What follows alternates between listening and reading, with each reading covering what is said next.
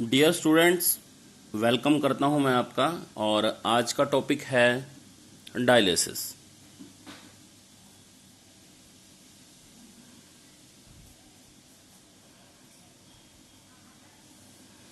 First of all importance बता देता हूं मैं आपको इस टॉपिक की। ये टॉपिक आपका class 10th CBSE pathology DMLT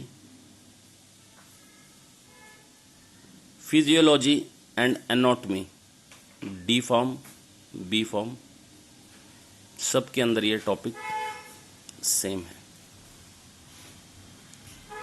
dialysis, आप लोगों ने ये वर्ड कई बार सुना होगा कि डायलिसिस क्या होता है, वो पर्सन भी डायलिसिस के ऊपर है, ये है वो है। डायलिसिस को डिटेल में आज हम करेंगे। डायलिसिस क्या है, क्यों दी जाती है, किन किन कंडीशंस में दी जाती है, डायलिसिस का इफेक्ट क्या है, डायलिसिस की जो प्रोसेस है उसके का बेसिक प्रिंसिपल क्या है, ये आज हम सब कुछ डिटेल करेंगे। डायलिसिस प्रोसेस को डायरेक्ट समझने से पहले हम डील करते हैं किडनी से। Kidney, as you very well know that kidney is a vital organ of your body, very much important organ. The dealing of kidney is with removal of waste product from blood. Blood के अंदर जितने भी waste product present होते हैं उनको body से remove करने का जो वर्क है वो किसके पास है? किडनी के पास है। तो सर ये वर्ड हम कई बार सुनते आए हैं कि वेस्ट प्रोडक्ट हैं। बेसिकली ये वेस्ट प्रोडक्ट होते क्या हैं? आपको पता है हमारी बॉडी के अंदर बहुत सारे बायोकेमिकल प्रोसेसेस चलती रहती हैं, biochemical reactions as well as processes.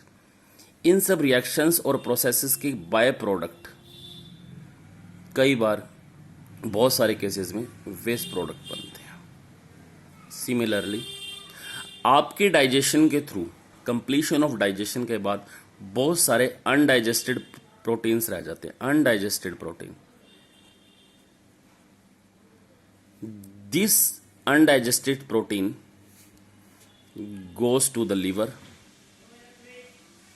where by urea cycle in liver these undigested protein converted into urea.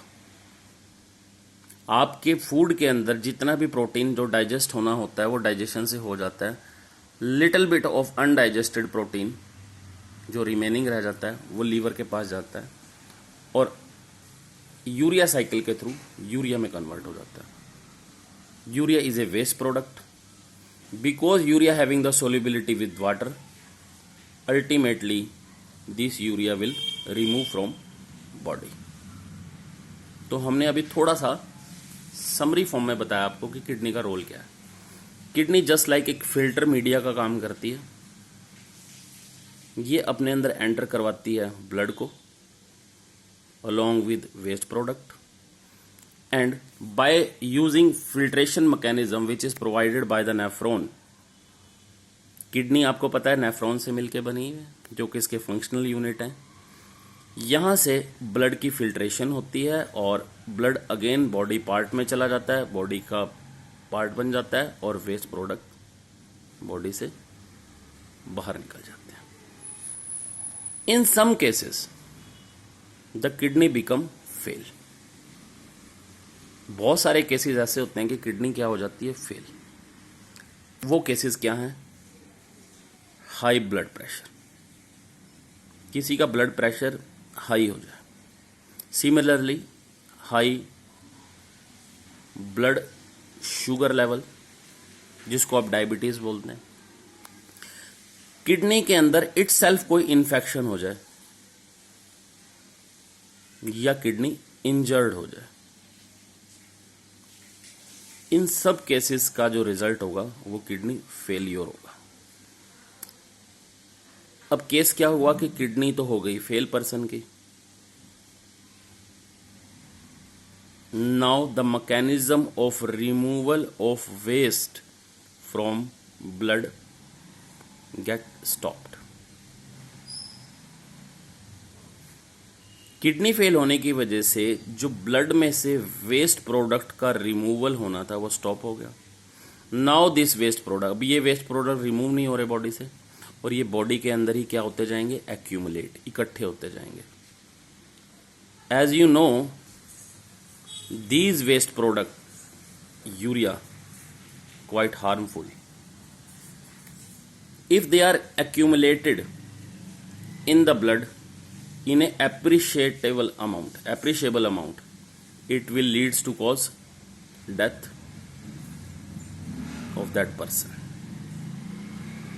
Now to remove this condition, what kind of methods are applied or suggested to that person? First, kidney transplant. Defective kidney को effective और new kidney से replace कर दिया जाए। But इस case में कुछ problems हैं किडनी ट्रांसप्लांट में। सबसे बड़ी प्रॉब्लम है मैचिंग की problem. Matching in the sense क्या, the age group, the blood group, similarly kidney size, presence of another diseases. Due to all these factors, the kidney transplant procedure is little bit tedious. So, on a temporary basis,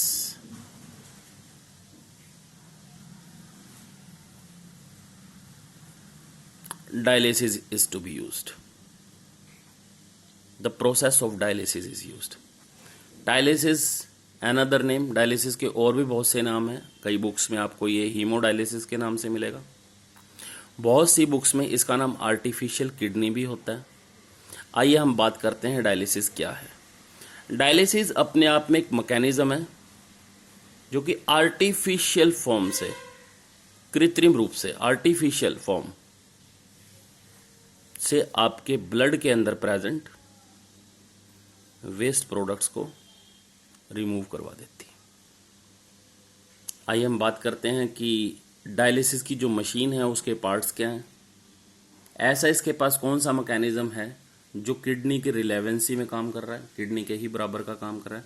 late us suppose अभी हम बता देते हैं कि आपको एक patient है और उसकी किडनी फेल हो चुकी है अनफॉर्चुनेटली, यानी कि उसके ब्लड के अंदर वेस्ट प्रोडक्ट की जो एक्यूमुलेशन है, इकट्ठे होने की जो रफ्तार है, जो दर है, वो बढ़ गई है। This person is suggested to be go through dialysis. इसको परामर्श दिया गया कि इसकी डायलिसिस होगी। डायलिसिस को पढ़ने से पहले बेटे मैं आपको एक सबसे इंपॉर्टेंट चीज बताना चाहता हूं कि हमारी बॉडी में दो तरह की वेसल्स मूव करती हैं। One is artery and another is when.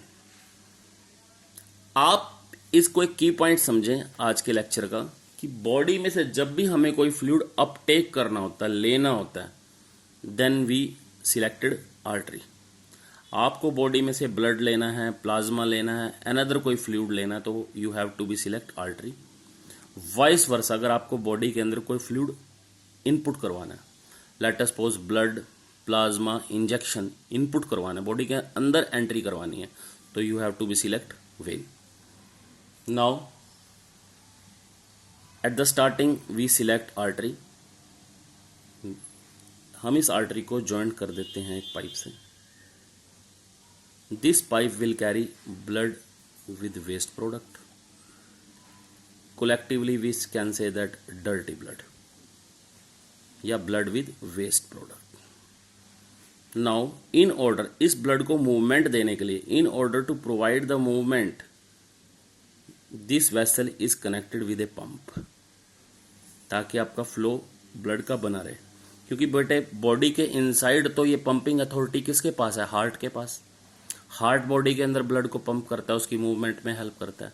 मगर बाहर आके हम उसे आर्टिफिशियल पंपिंग चाहिए, तो उसके लिए हम एक पंप यूज करते हैं ताकि उसको प्रेशर मिले आगे मूव करने का। यहां से ये पंप मिलता है और बॉडी को, ब्लड को प्रेशर मिलता है ताकि वो आगे मूव करे। इस तरह ये ब्लड इस पाइप के थ्रू मूव करते हुए पहुंचता है एक टैंक के पास। This tank is known as dialyzing tank. Inside this dialyzing fluid, इस dialyzing fluid के टैंक के अंदर क्या है? इस dialyzing टैंक के अंदर coiled शेप की, इस तरह की शेप की ट्यूब्स प्रेजेंट हैं, कुछ इस तरह।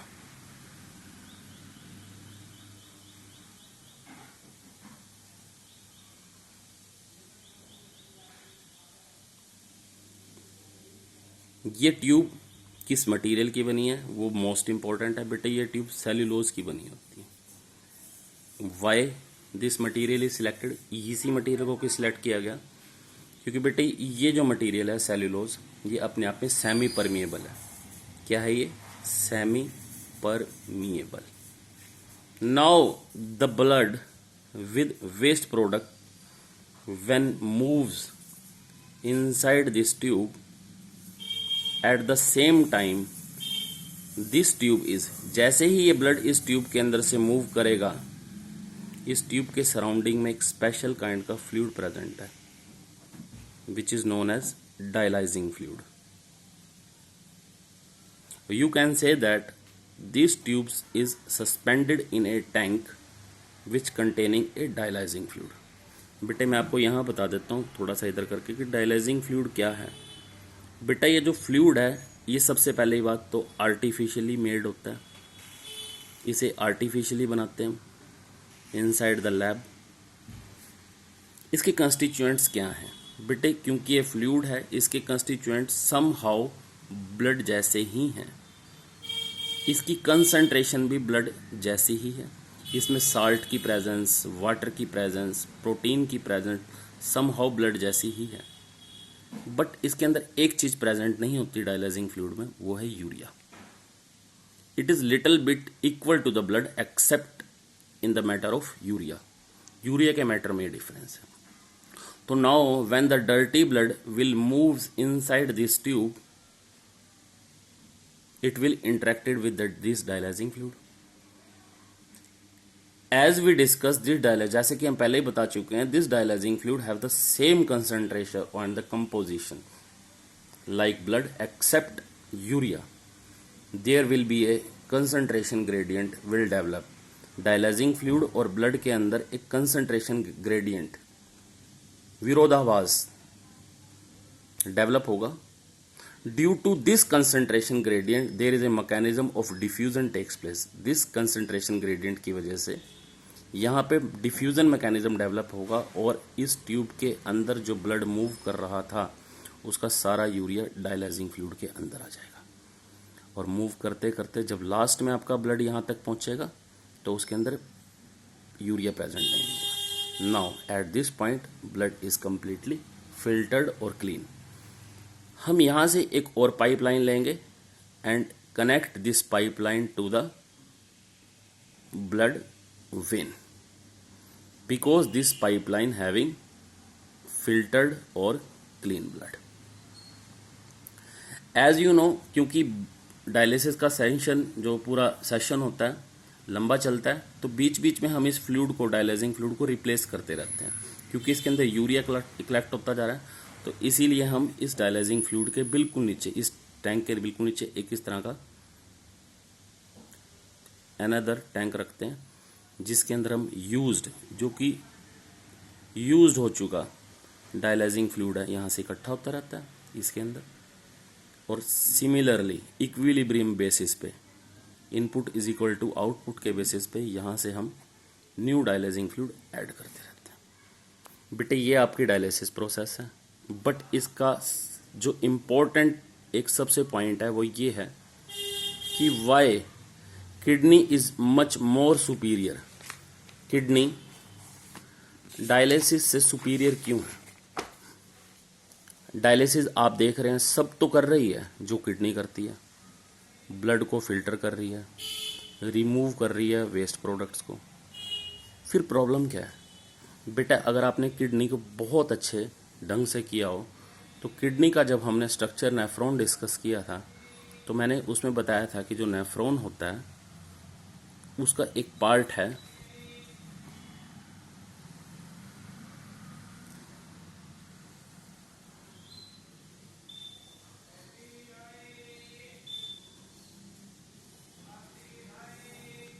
बेटे इस पार्ट को बोमेन कैप्सूल बोलते थे।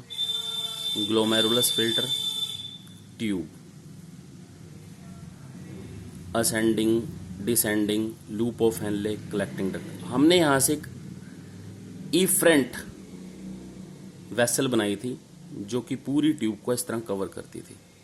मैंने जब आपको ये डिस्कस करवाया था लेक्चर में तो ये बताया था कि इस ट्यूब का रोल क्या है, सिलेक्टिव रीएब्जॉर्प्शन।